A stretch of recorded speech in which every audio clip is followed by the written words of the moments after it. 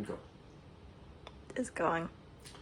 This is the Bialetti Kitty moka pot, and this is an intro for my dear sister Chanda to show her how to use the kitty to make coffee. I have already put water in up to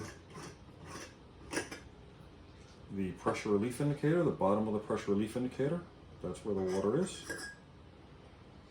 And now I'm going to add the coffee. When I add the coffee, I do it on the scale and put it on. I also like to use a filter when I do it just to make it a little bit cleaner.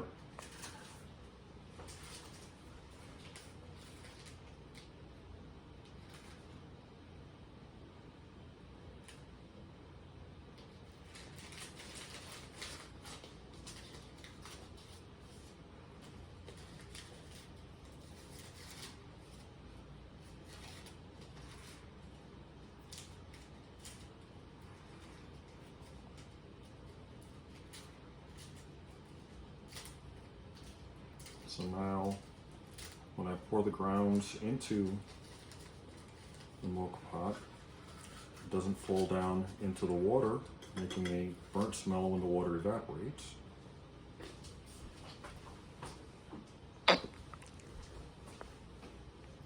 Now I'm going to tear it out so that, oh, wrong coffee.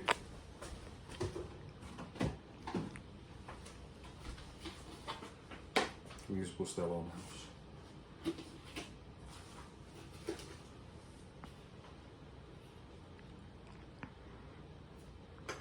And I'm filling it to 35 grams.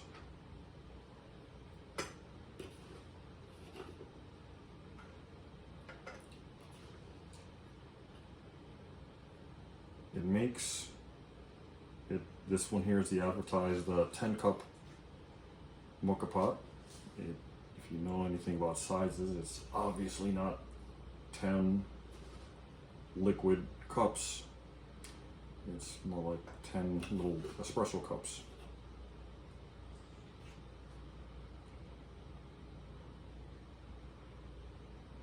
And okay, that is 35 grams.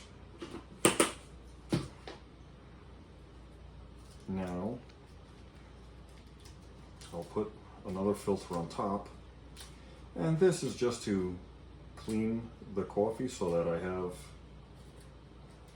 less, there's no possibility of grounds. Not that I've ever found any grounds, but I think it comes out with a cleaner cup when I put the coffee filter on top.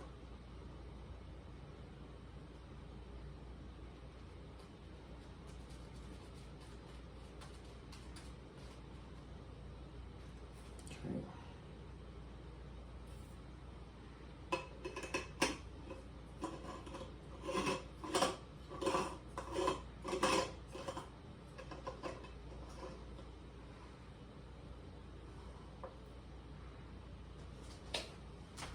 Okay, to the stove. Probably move back just a little bit.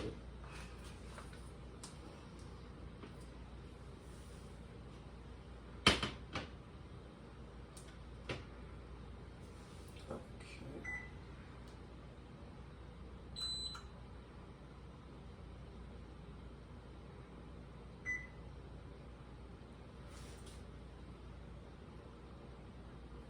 Set timer, 9 minutes, 35 seconds.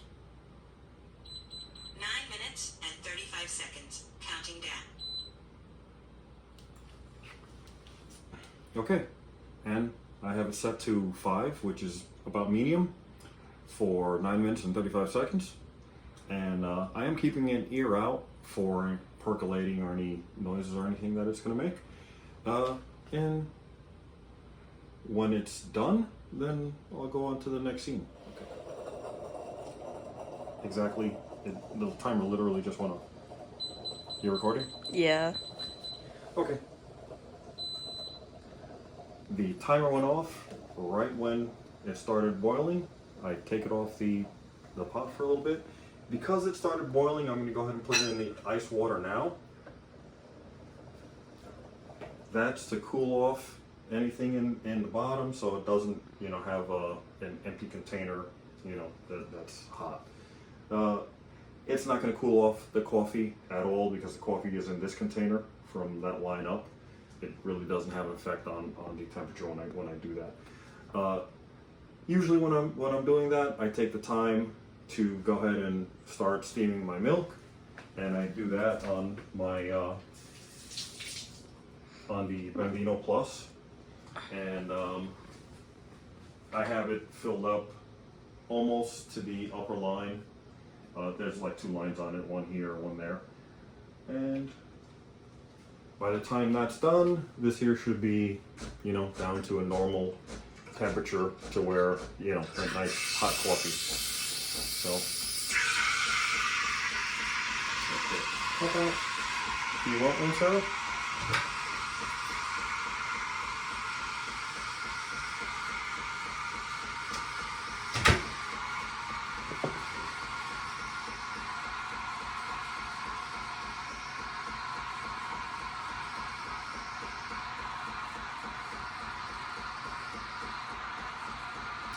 The temperature is set, the temperature is set to the lowest temperature that it'll give me for the coffee and the highest amount of foam.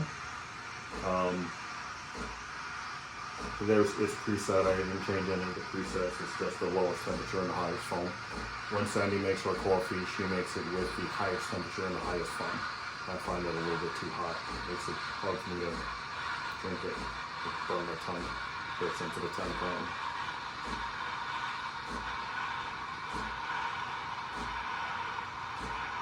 I put a little bit of honey in whole milk. We use whole milk. And she's pretty much done.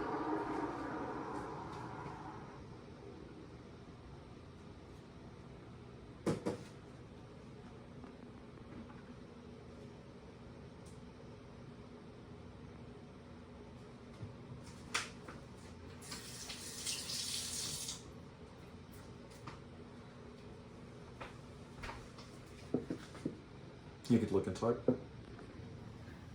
Okay, now I take it, I shake it, I tap it, get the bubbles out, the big bubbles anyway.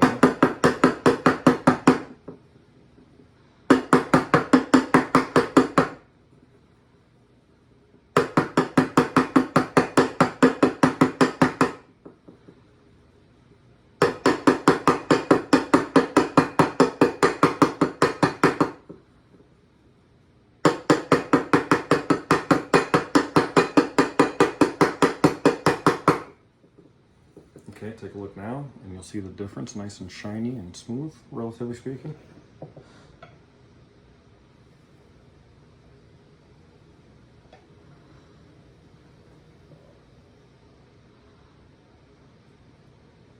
Okay, and you can take a look inside there, see what we're doing.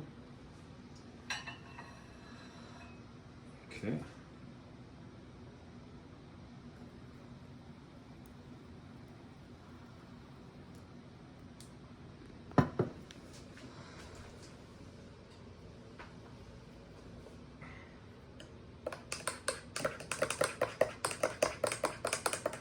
Give it a little mix. And I don't know if you can see the color of it, but it's a little on the dark side.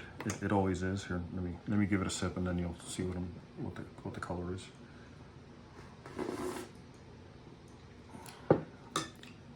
Kind of on the darker side of the coffee, which is the way I like it, a little strong. If you wanted it less strong, you use a little bit more milk. Like you'd fill it up to the line completely. I fill it up to about here, so it makes it stronger, and that's it.